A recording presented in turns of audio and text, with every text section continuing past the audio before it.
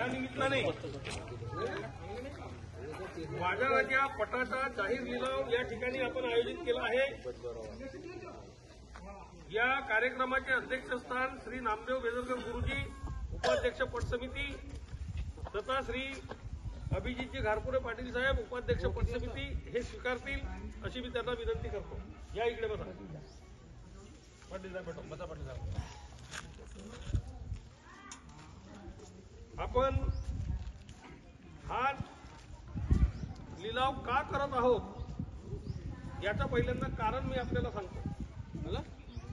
बाजार आणि परिसरात बसणारे आणि आपल्या उपलब्ध वस्तूजन्य पदार्थ आणि माल आरोग्याच्या दृष्टीने योग्य असेल असे खाण्याचे आणि वापरण्याचे पदार्थ विकून उदरनिर्वाह करणाऱ्या सर्व व्यावसायिकांसाठी आपण पटात संधी देत आहोत।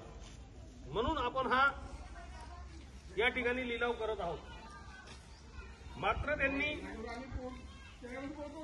पटात सुसूत्रता यावी, शिस्तबद्धता राहावी या उद्देशाने त्यांच्याकडून आपण कर घेत नाही आहोत, सहकार्य निधी घेत आहोत आणि तो त्यांनी दिला पाहिजे अशी आपली आग्रही विनंती आहे। या संबंधाने आपण दोन प्रकारचे लिलाव करत आहोत। एक बाजारात येणाऱ्या व्यावसायिक दुकानांच्या सहकार्य निधीचा लिलाव आणि एक वाहनांची सुसूत्रता राहावी आणि शेतकऱ्यांना प्रदर्शनी पाहण्यासाठी संधी मिळावी, वाहनांनी येता यावं म्हणून त्यांची वाहने व्यवस्थित राहावी, चोरी जाऊ नये या उद्देशाने म्हणून दोन प्रकारचे आपण लिलाव करत आहोत। आपल्या पटाचा जर अंदाज पाहिला दरवर्षी तर कमी अधिक प्रमाणात 450 पर्यंत दुकाने येतात असा प्राथमिक अंदाज आहे। त्या दुकानामध्ये सगळ्या प्रकारची दुकाने त्याच्यात येतात, पण ती 2 दिवसाच्या पटाची असतात।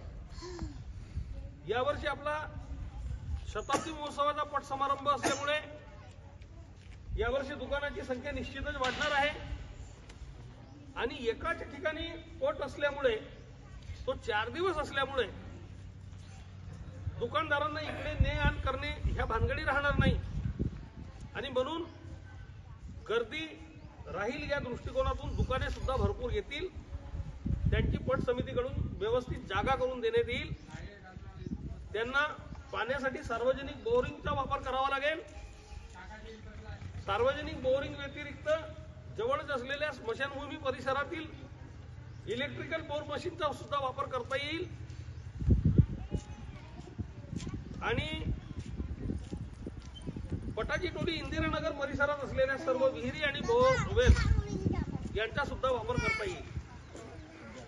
पट समितीकडून त्यांना लागणाऱ्या दुकानाची योग्य जागा सुद्धा देण्यात येईल। याचं कारण असं की एखादा माणूस खूप अवाढव्य जागा घेत असेल पण तेवढी लागत नसेल तर आपल्याला दुकानांची व्यवस्था